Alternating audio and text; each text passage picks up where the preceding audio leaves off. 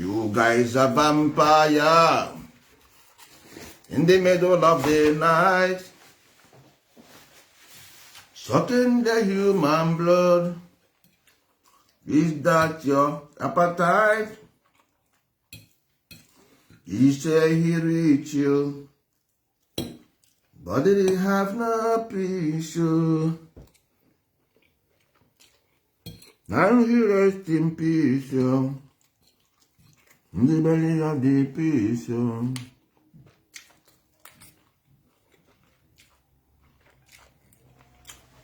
Have you ever been shot? Only one time.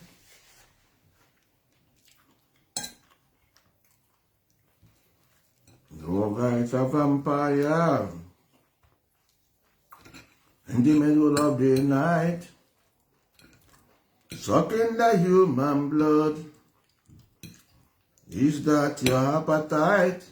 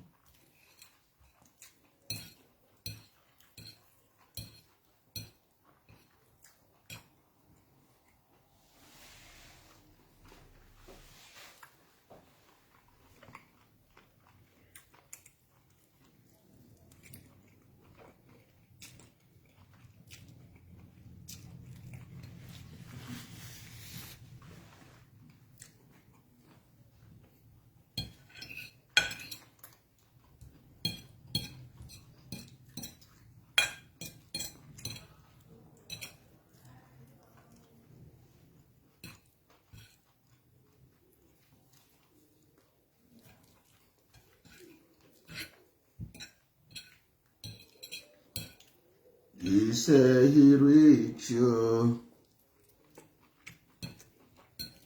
but he didn't have no peace. Now he rest in peace.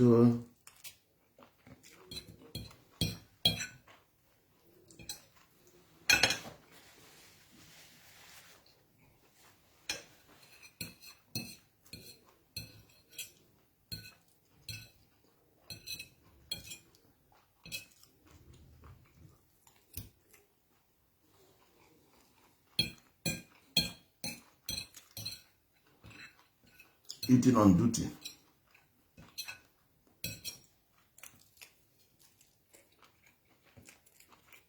I ain't eating on duty. Eating on duty.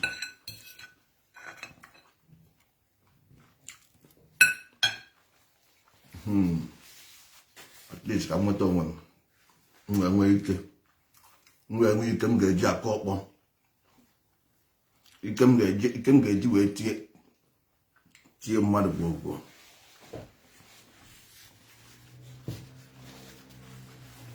Anaghị agba aka achụ ihe na-ata arụ nwanne. Eche ịchụ ihe na-ata arụ. Ịkwado ọfụma.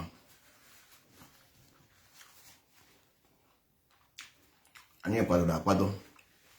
The proud son of Igbo. The proud son of Igbo. Anyị nwa bụ proud son of Igbo. Anyị ebughị Jizọs, nke anyị ji ebu Mohammed, nke anyị ji ebu Allah, nke anyị ji ebu Buddha. Ihe anyị bụ Amadioha n'onwe ya, Njọkụ n'onwe ya. Igbo bụ Igbo. Igbo akụghị mmiri. Igbo nke anyị akụrụ ya mmiri o, Adanna ekene m gị.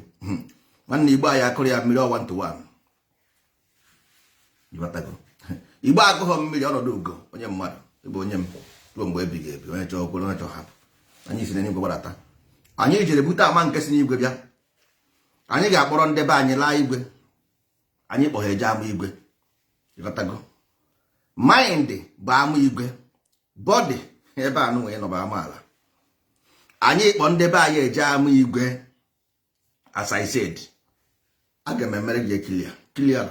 I will say it clearly to you so that you ghọta ya. Maka ihe ọbụla anyị kwuru otu a ka o si wee dị. Now, onweghị onye ọbụla n'ebe a na-amara ihe bụ education. None of you don't know what is education. All of you know, whether ma ijere ma ijeghe, ịma enwere ihe a na-akpọ education. Gịnị bụ education? Education bụ a deficit to build something, to grow something. That is it.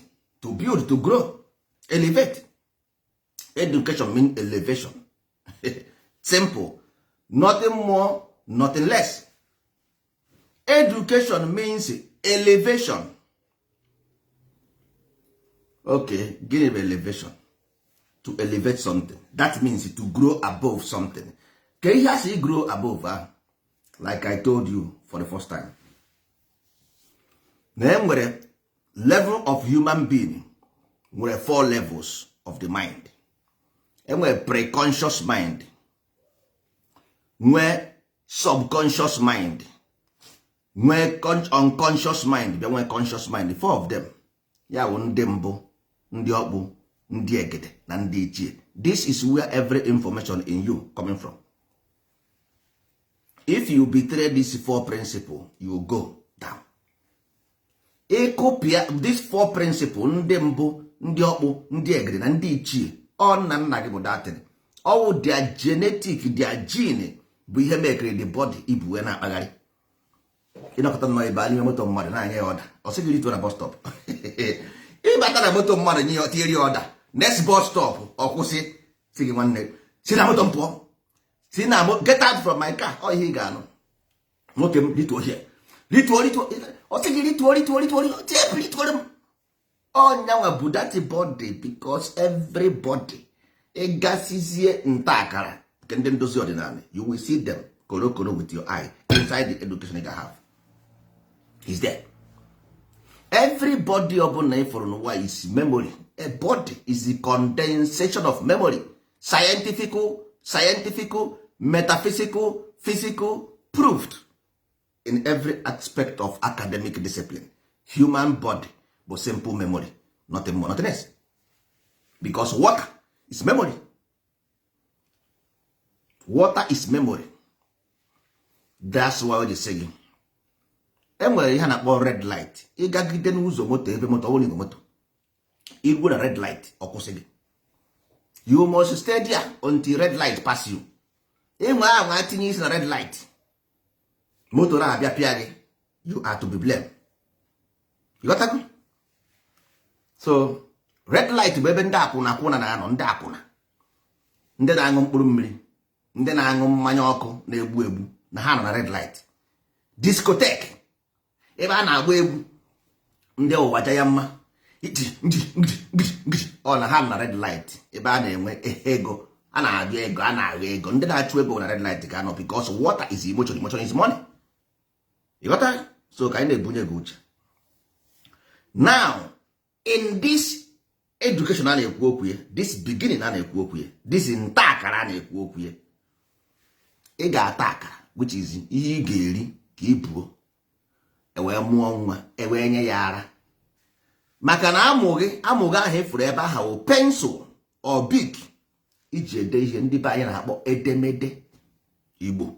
Biro ka eji ede edemede or pensụl. Then mkpụrụ amụghị for male bụ akpa ibu wee bịa akwụkwọ.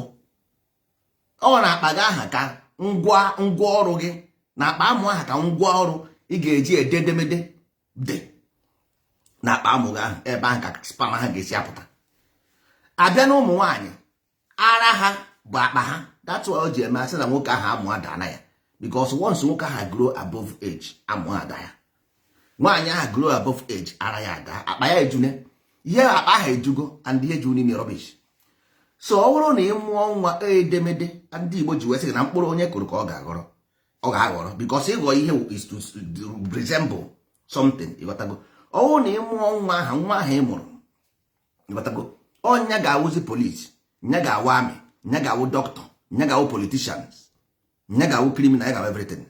So ọ bụrụ na nwa ahụ rie dati ndị mbụ, ndị ọkpụ, ndị egede rie ya, nwa ahụ apụọ ndụ, nwa ahụ will build a system for you, for the mother. System ahụ ga-awụ because ọ bụ nkụ onye kpana ọkụkọ na anyị n'udu mmiri. So nwaanyị ahụ mụrụ nwa ahụ, a sị na nwa nne mụọ nwata amụta ibe ya. so mgbe ahụ mụtara nwa ahụ ya wee edemede unu dere saịn ihe eji mbụrụpụta ụwa gị, ihe nrịba ama gị bụ na ị mere exist. So ihe anyị ji bịaba na-ekwu ihe ahụ ka anyị gwụ na nna nna anyị ha mere exist about goodness, or about you. Mụnwa am representing my own ancestors because what they did is what I'm telling you. Amaghị m ihe nke nna gị mere. So anyị nwa bụ representative of them. Then ndị nwa na onwe gị amụrụ amụ, ọwụ na ịrụghụ ihe a na-akpọ a system of security, system of pension mụnụ ga-eri ebe oge ebe mmụnụ na mpụ unu ga-ebi rụghị ya. That means mụnụ ihe a mụrụ vampires because edemede ngwa bụ edemede ha dere because amụ mpụ na aha baịrị o ji edemede ara mmụnụ bụ akpa o buru bịa akwụkwọ. So isi mkpiri na akpa mkpi ihe niile na-eme n'ala Igbo today, spirit can never ever lie because spirit we are here before you. Nwere ihe o ji ga-eme. Spirit is here. Here will life of a spirit. If you don't know, it's your own problem, not a spiritual problem. Here is a spirit place. So once ị bịara ebe a, ị na-abịa ewesị gị ndị mbụ, ndị ọkpụ, ndị egede na ndị ichie were nri ha rie, nara nri rie na ọ ga-awụ nri ọma ka ị ga-eri. Ọwụ na imehie red light, ndị amoosu na red light, ndị ọgbọ na ukere na red light, ha ga-ejide gị n'ụzọ. Ndị Igbo wee na-ekpe ekpere asị, ndị Igbo na-ekpe ekpere asị ezukwana ndị amoosu ma ọ bụ ndị ọgbọ na uke n'ụzọ. Ịghọtago? Ọwụ na irighị ezi omume ezinụlọ agba na ama ụgha ịfụnanya because ndị amoosu bịa ha agba ama ụgha eweghachide gị. Agbara gị ama ụgha ikwere because ị ṅụrụ mmanya na-egbu gị. You are drunk or you smoke, iwe jide gị. Ịghọtago? Ọgwa ka just I no follow nwanne ba asị me I no follow. That is it. That is why end. So in this beginning na ekwu na education kedu ihe ọ bụ ka anyị wee nọ perspective. Ịghọtago? Gịnị bụ perspective? Ka anyị wee nọ idea. Gịnị bụ idea? Because you can never remove universe from you can never remove universe because you are within the universe. So ntakara now represent universe. Ịghọtago? Then the one onwe gị represent universe in a lower form. Period. Nothing more, nothing less. And this universe na-emove na-agba speed and ọ na-agba upright. Ọ na-agba otu a plane si eme plane ji ife ọ ga upright ọrịa. Plane ga upright ọrịa. Plane ga down below ọsọ ọ na-anị mebisie krisie. So gị nwa na onwe gị batara here. Ihe nta akara aha na-enye gị something you will ga-eji wee rịa nku. Ọ na-enye gị nku ị ga-eji wee fe. Ọ ihe nta akara ndị mbụ ndị ga-ebuni gị elu nku ị ga-eji efe. Ndị mbụ onye gị nku ị ga-eji efe. Ịghọtago? Ọ ndị nna gị aha ga-enye gị nku ị ga-eji efe because all their brain ka ị ga-eji wee jee uche. Ịghọtago? But if you reject them, ị nweghịzi nku, ị were ọkụkọ nku kwara because a si egbe bere ugo bere. Ha nwa bụ ugo nke bụrụ egbe nke si ibe ya ebere nkukwa ya. Ịbazikwesịrị ụmụnna nna gị casting binding. You see your problem, you see your life.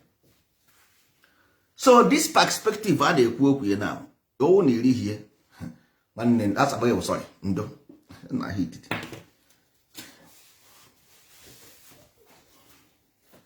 I just believe eriri m something man eriri m nri.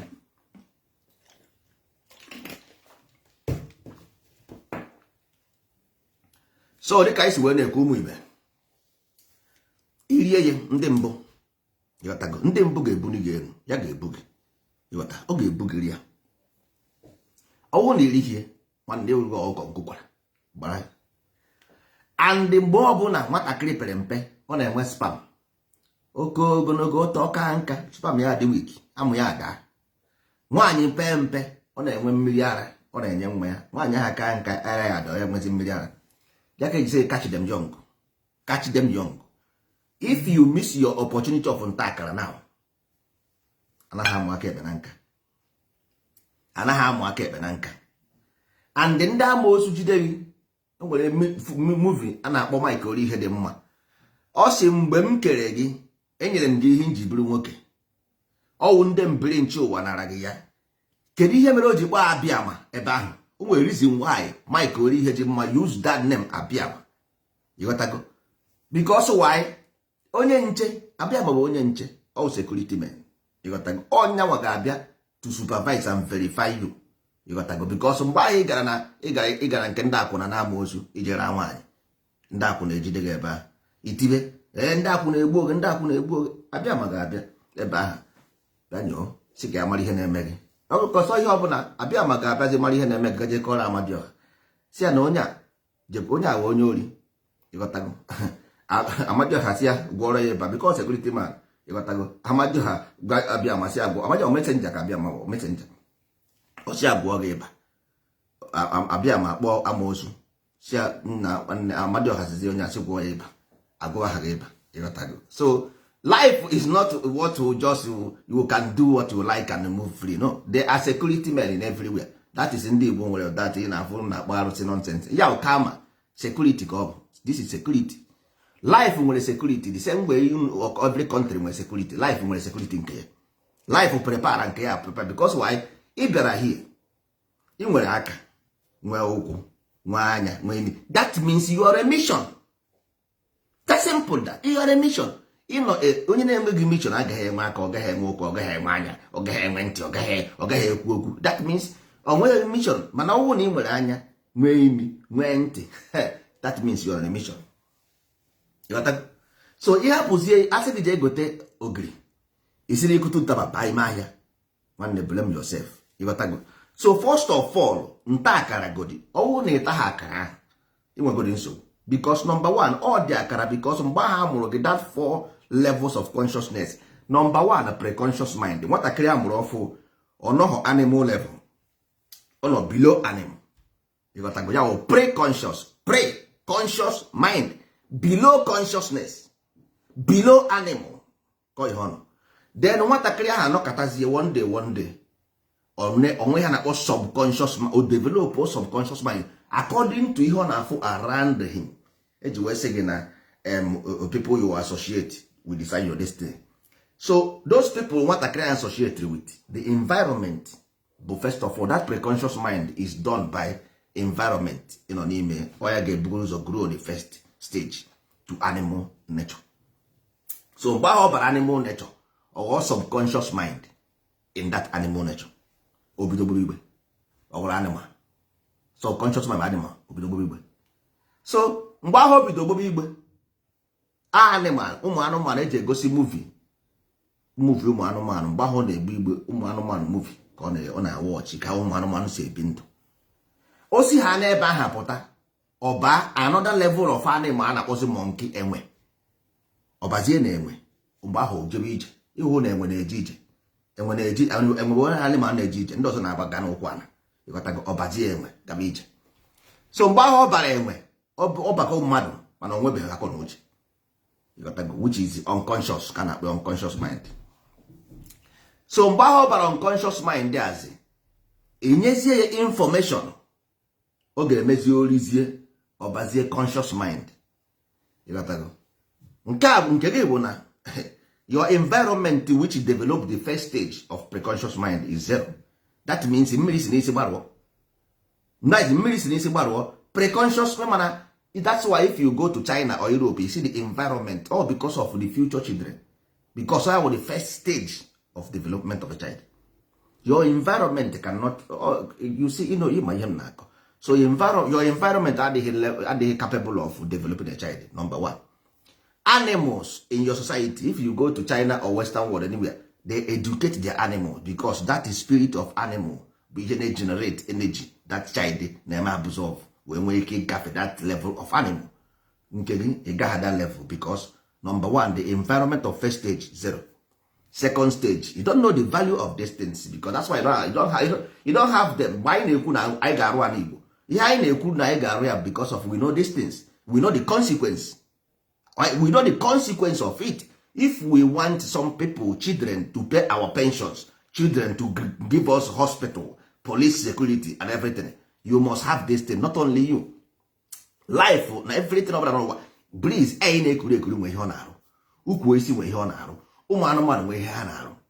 but all na your own will just to kill animal and eat them. That means your children will be animals because the level of your children, one day. Enwebeghị onye amụrụ that same day amụrụ ya oto mba ọ ga-agafe first level below animal, mkpụrụ ukwu isi ya below animal, ọ gafee that one ọba animal. Ukwu isi niile nna gị kọrọ na-egbutusie ya, enwezi ezigbo isi. These things nwechara spirit, they harbor spirit inside them. O nwere stage nwatakịrị ha ga-eme ọnọdụ ọ na-reason from the ukwu isi, the trees. The first stage of a child, they reason from trees. That's why if you go to any developed nation, ị ga-afụ na akọchizi mkpụrụ ukwu isi everywhere. Then the second stage of animal, that's why they have veterinaries everywhere in Europe. Everybody nwechara nkịta ma pusu ma ihe niile. Just because the energy these people emit all the same energy. So if you treat that child, dog or nkịta or whatever, treat them right, they will emit because ha nwere connection between those child nwa ha na-egbe igbere with them. They have contact. Imagine, but they have contact. So that contact aha nwere, ọ bụrụ na ụmụ anụmanụ aha nwere obi aṅụrị, ịghọtago, that child will absorb that obi aṅụrị, ịghọtago. Before gazie na enwe ka ụnụ na-akpọzi wozi ụmụnna ụnụ, which is onwe ndị ogbe ụnụ, ịghọtago. Mgbe ahụ ga na-agbachi ọtọ na-akparị na street, ịghọtago, na-afụzi ndị mmadụ ihe ndị mmadụ na-emesarị, ọ na-agba ma ọmị mba daadị, ịghọtago, na-achịzi ọwụ ọbịachi ya first ọwụ ya ha ọ ga-achị na the society. So ọwụ na that society adịghị organize, ọ gakwa third stage 0. So ọ bazie the first ebe ọ ga-adịzi conscious, ọ bụrụ onye adịsị adịghị mma, ịghọtago. But that means asị na ọrịa n'ugwu ya, ọrịa ugwu ya erego, ịghọtago, ugwu ya erego, life and direct na agwa. Yeah, 4 levels of life. That is why your people don't understand what is happening to them, because the ability which is ukwu osisi, ịghọtago, ukwu osisi anụ ability, because all the root, oya will root, ukwu osisi means root, mgbọrọgwụ ya ability. Mgbe ọ na-asị knowledge, ukwu osisi means knowledge, ịghọtara. So this ability of this child, they miss it. Man, here a pathetic story. This is real, but it's pathetic. No, I'm not happy. No, I am not happy. Ihe m na-agwara ụnụ ya because I know what is happening. So number 1, I miss go the knowledge. Then understanding, BJJ, which is reason. Ogbe igbere, okay, egbe igbere understanding because ọ na-egbe igbere, sorry, ọ na-egbe igbere, which is reason. Ọ bịazie pụọ n'igbere ọba amọ nke osi enweghị onwe, which is thinking. Onwe, o nwere ike, onwe ike, mana ifu na o nwere ike, enwe nwere ike power, mana onweghị ike, mana o nwere ike. Ya enwe jide gị ọkụọ gị ezigbo ihe, enwe jide gị ọkụọ gị ezigbo ihe, mana enwe ebe a nwere ike, ịghọta. So thinking anụ a na-ekwu okwu ya, ọwụ na dị from thinking o developzie the conscious, what is faculty, ịghọtago. Ọba ahụ ga-adịzi nwee wisdom, then ọrịa grow. That because all education a na-achịrụ a deficit, they want to build something, then ọgbago become human being. Ndị Igbo wee kpọọ ya ndị mbụ, ndị ọkpụ, ndị egede na ndị ichie. Ichie means wisdom. Nwere ihe o nwere ime with to do with ndị igwe na ndị nonsense. Ichie means a graduate. If you jump on that, is graduate, is a degree of graduation. So but nwere onwe anyị, mana due to we don't understand life nwere process, they verify you because if a na-agwa na ebe a, for example na this education a na-akpọ systematic instruction. Systematic, that is life system, the way they work, so that ihe ga-etake gị 1 year ka ọ ghara itake 100 years. So ọ bụrụ na ị nwere ime nwe anya nwe everything, that means you will something, they want to use you to do something. But just like computer, just like TV, just like radio, you will have information. For all na information that TV adịrọ mma, ịgba ihe ọ gaghị eme. All na information na radio adịrọ mma, ịgba ihe ọ gaghị eme, just like computer or everything or motor. Mana one thing ị ga-ama bụ na engine motor bụ your aggressiveness.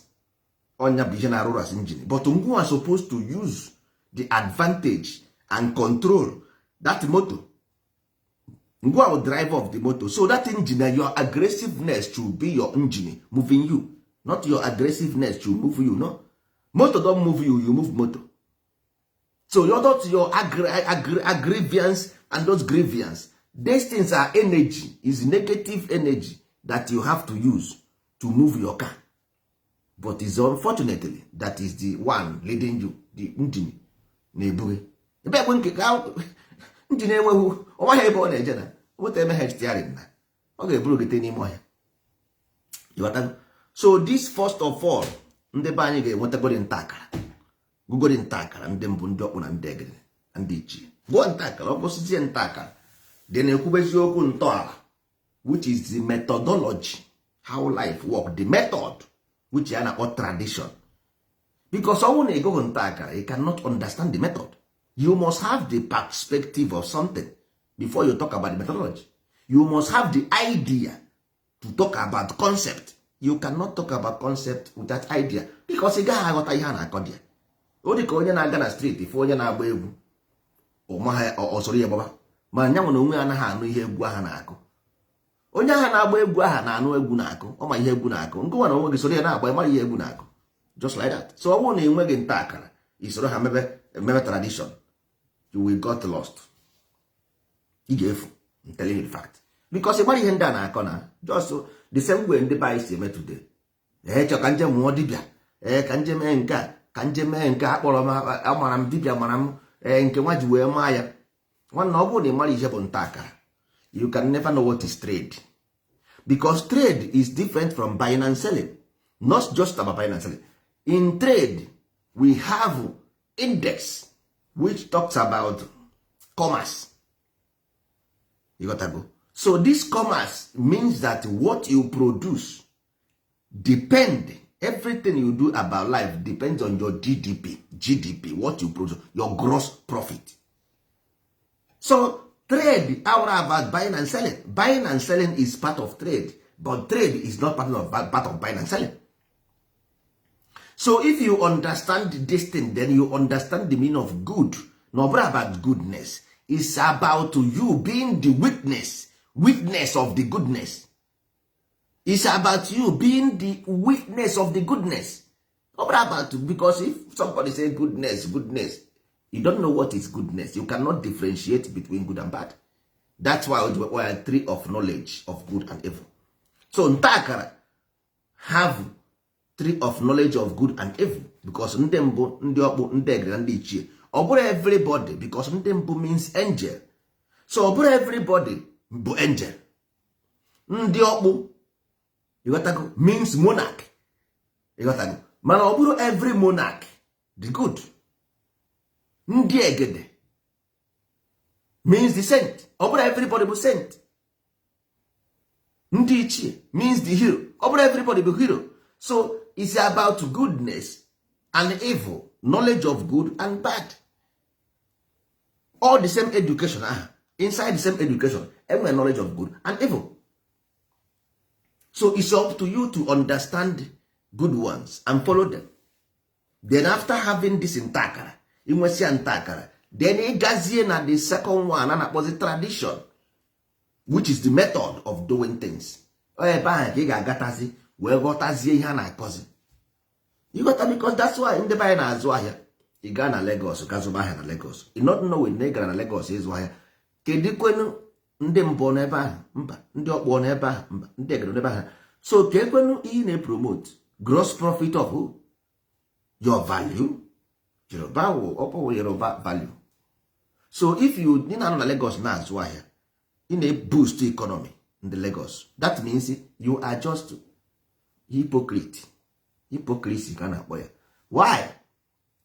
Because eriri geri. Why? Ịdị after money, money dey after value, but money without value is useless, because you die, the money dies. But if you keep the value is more important, because the value bụ moto, then money bụrụ fuel. Which one is important? Inwe moto, you can go to outside buy na aga, nwoke bịa ka m filie m ịgbata ego gba fuel. Mana inwe fuel, inweghị moto, ị ga-esi aga use fuel gị, ị ga-aṅụ ya aṅụ? Mba. so ọ ka mma na ibu ụzọ nwezie value moto wee nwee ike were moto ahụ gbaa kabụkabụ gbata ego were gbanye fuel na moto gị gbata ego wee mekwa ihe ndị ọzọ dị ya n'ime. So with that car you can do so many things, but with fuel you cannot do much. It's important. The fuel is important. Ego bụ fuel, ọ dị important, but moto kachasị dị important because moto can do you so many things than fuel.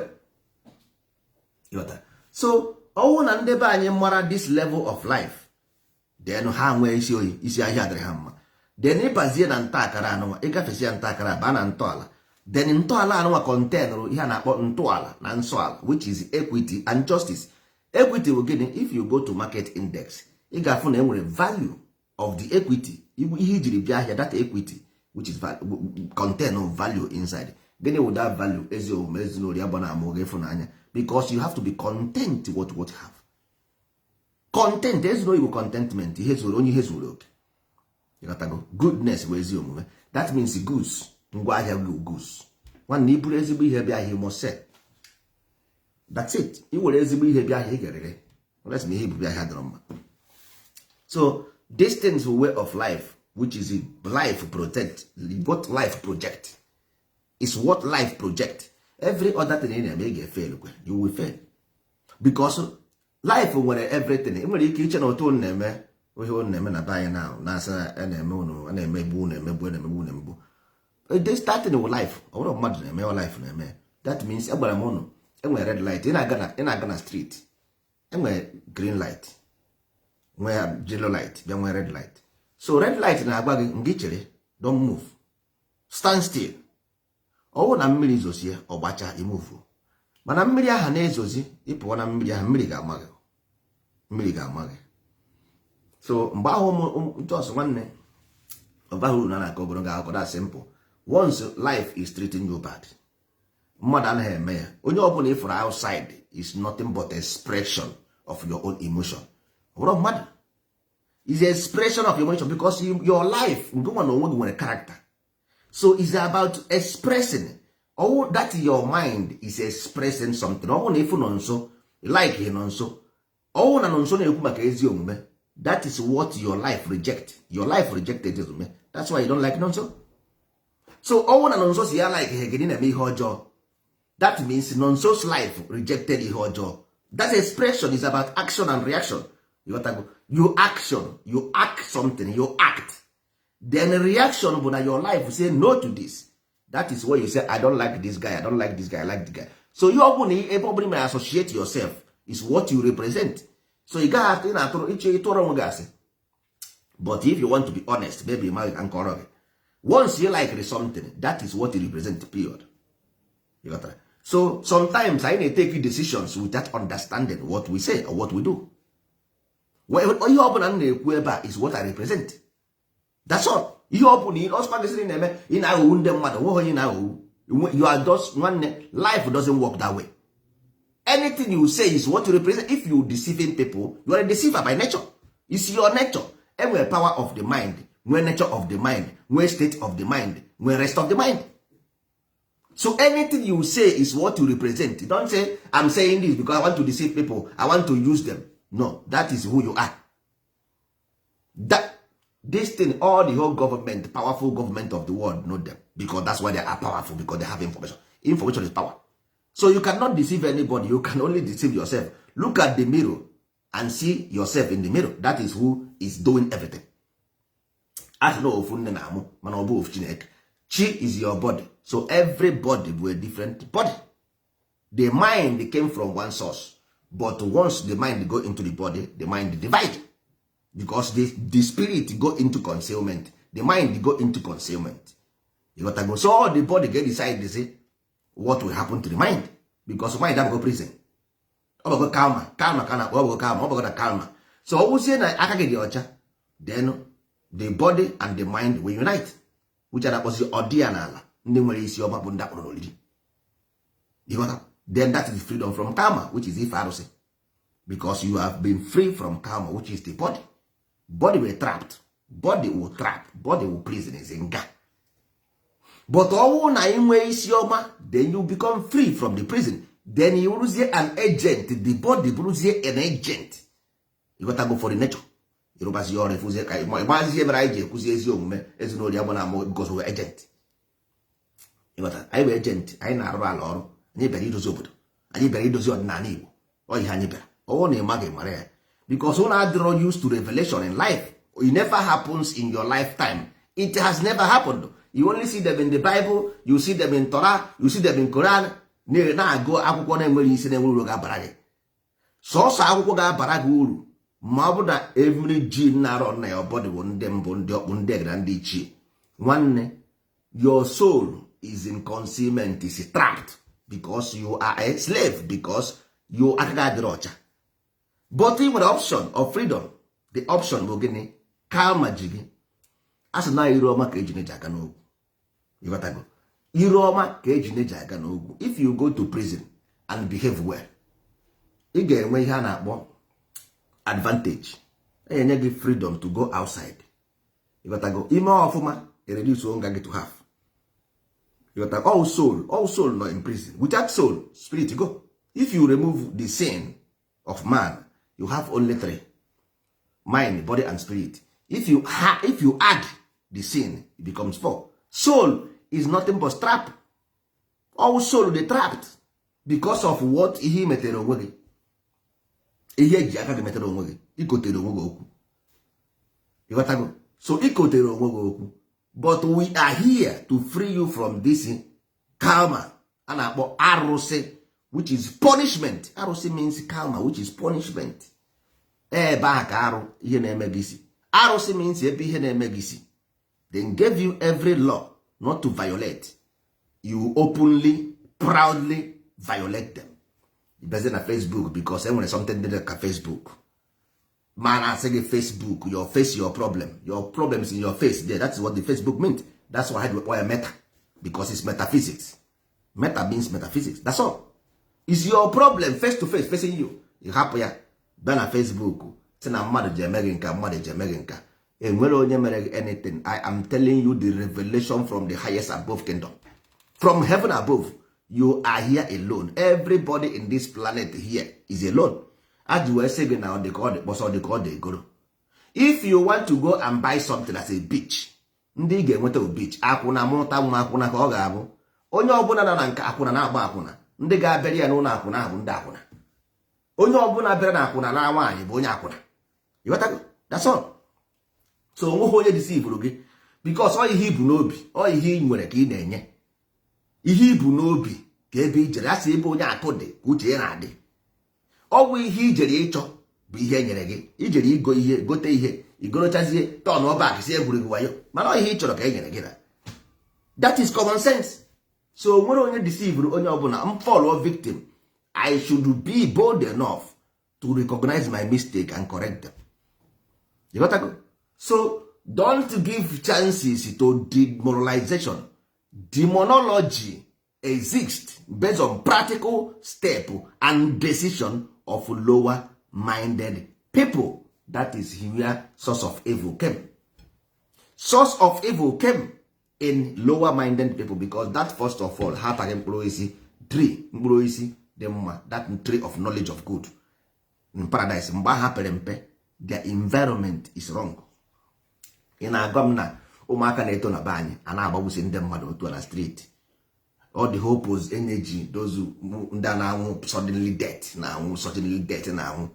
We possess good spirit to those our children, newborn baby. You guys see them come to Nigeria and marry, come and marry, go and marry there, you born pikin there.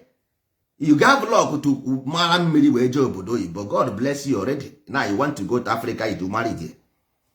Yeah? Nwanne, the best thing ị ga-eme bụ soro ndozi ọdịnala ka anyị dozie ala anyị. There is no need for you going to marry and keep your child in that nonsense. You cannot, that you are just sending your, because you, that's the thing, that's your sperm. After your spirit will go back to that place and stay. Because you will go back to that child and live there. Every match going to escape 1 million. Iji vita lottery ja America or scholarship ja England. You go to Nigeria no why. They say more mweba. Say that again. When not to plug in see. Ke ị ga-esi wee nta ofu dress ihe we get land you Nigeria no why.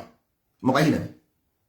The best thing ị ga-eme bụ nwanne go and help build the land. period.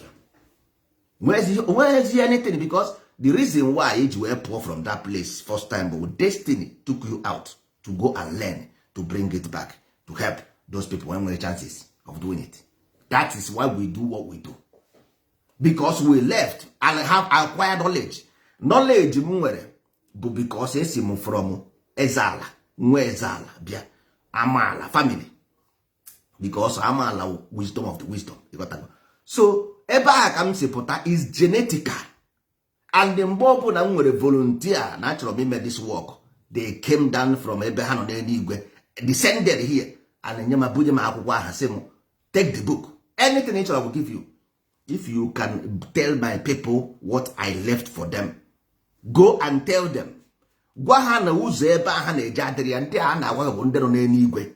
They have seen ndị ebigo millions of years. Ha ma ihe na-eji confront gị.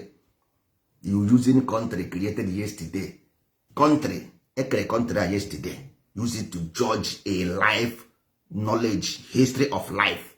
Life history has been there for millions of years. You use yesterday yesterday information to judge life. You want Facebook, you want YouTube. That is it. That is where you found yourself today. Because you are on your own. You don't feel the hit man or boss man.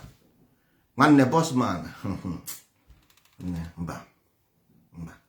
Mana nsogbu adị, anyị nwabụ ndị ndozi ọdịnala Igbo. Ihe na-agwụ n'ụwa anyị ga-eme ya. Ọ ihe anyị bịara eme. Ụmụazị anyị dị educated based on ndị mbụ ndị ọkpụ ndị ichie, ha agaghị anwụzi. They will not die again. They will not die untimely death anymore. No more hunger. Ịrụsị ọrụ enwe pension. Ịghọtago arụ dịba gị jee ụlọ ọgwụ agwụọ gị. It's a system. Always a system. You gotta go. Government is not a system. A system by education, systematic instruction is education, not government. Systematic instruction means education, not government. So your ability to contribute in your environment is the ability of education you have, knowledge you have.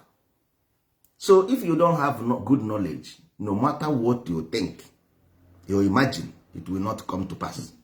Because you lack the ability to fulfill them, to execute them. You cannot give what you don't have. Your environment is the they represent the state of the mind or the emotion. Your environment represents the state of your mind or your emotion. That's all. So nobody, overall Buhari, bụ responsibility na Igbo adịrọ mma. Igbo adịrọ mma, simple, the state of the mind of these people not here is not okay. They are busy chasing money, but they can never think about their environment. How does it look like? Collectively, mmadụ 10 na ana Igbo, mmadụ 10 alone na ana Igbo can make Igbo land a paradise. Mmadụ 10 alone in Igbo land nwere ike ime Igbo land a paradise, but a simple thing, the ability to reason is not there. You have, they have too much money. If I knew ba, go no down capital oil. Esre n'elu ego, makwa go no nwere. Ompobara gị ndị Nnewi, ompobara gị ndị Anambra, ompobara gị ndị ji ego. Ndị na agburu. Sọsọ ego mmadụ 10 n'Igbo, sọsọ ego mmadụ 10 n'Igbo ga-ala arụ ala Igbo paradise, give Igbo land the best security upon this earth. But once you disobey nature, nature will send Armageddon to you. Anapogo polisi. Ego no so kware nwe. Okwa party obaseguru egwu se.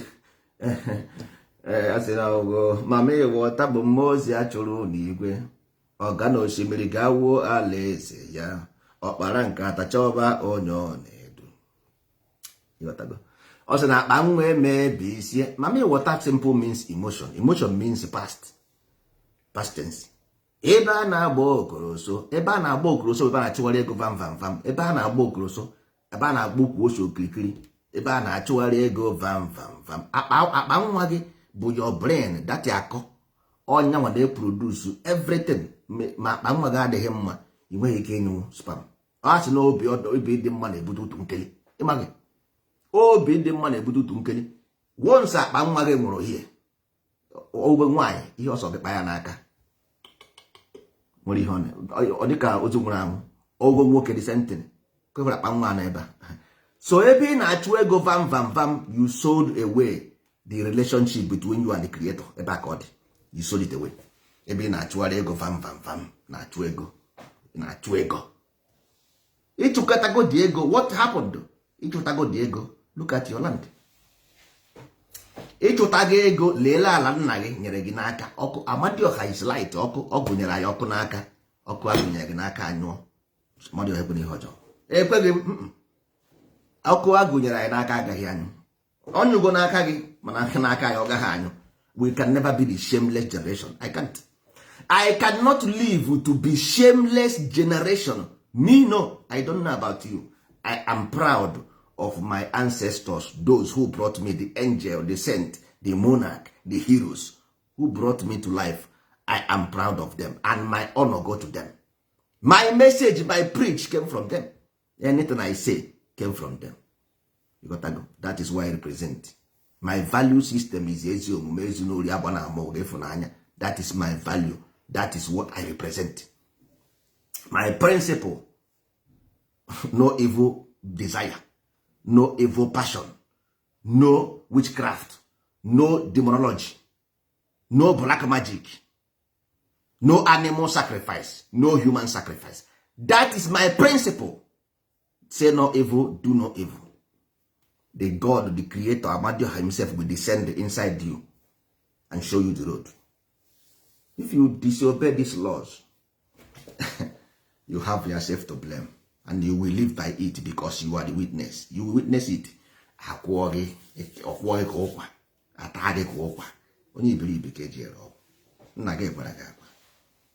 Nwanne nsị onye nyụrụ nsị ka ijiji na-eso, ịnyụọ nsị bụrụ n'ike ijiji a na-eso gị.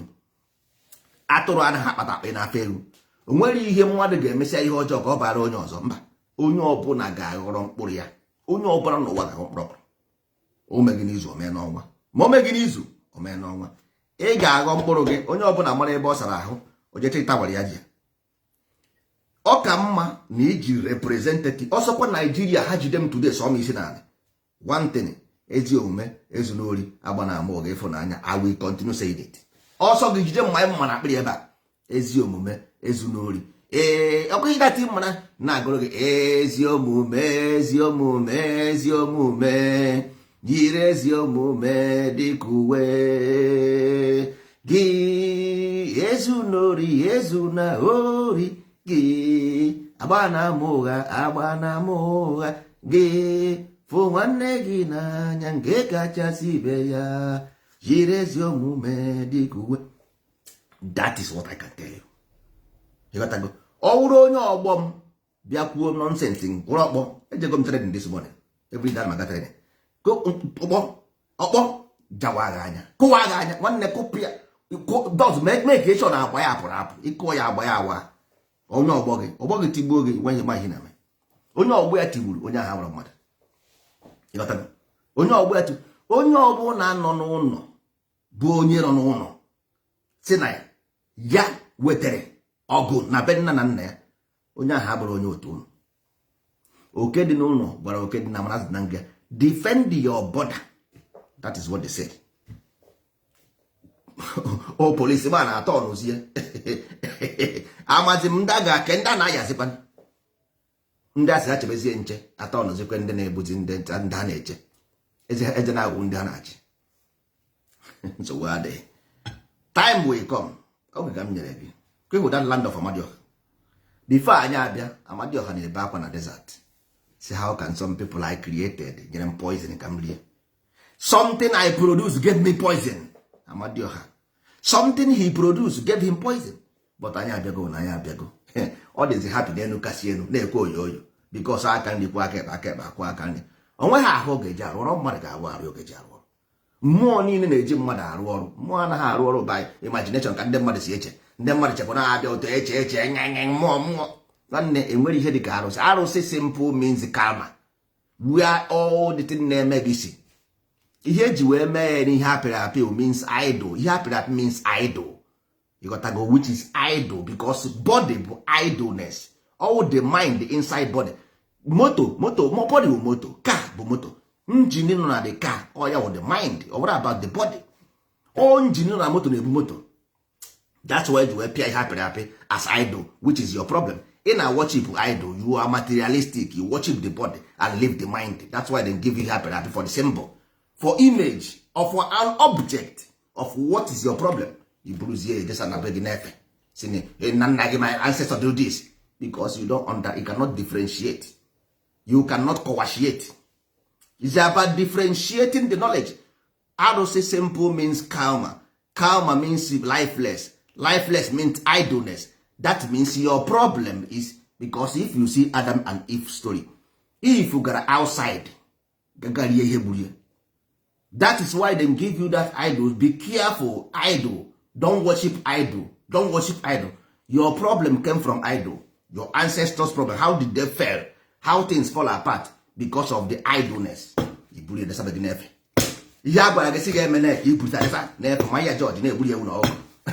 You have increased more 700 years slavery for you and your children, your unborn children, more 700 years or you can achieve face. Umuibe, ya dron nama. Adi wunde ndozi ordinary Igbo remain the same for eternity. Our dream will be immortalized and take to eternity. Eternity upon eternity. Amadioha remains forever and ever. There is nothing that will make Igbo not shine. Anyị ewu ụmụ Igbo, anyị na-eje amụ igwe, we are going to paradise. Ananna anyị bakwadoro anyị.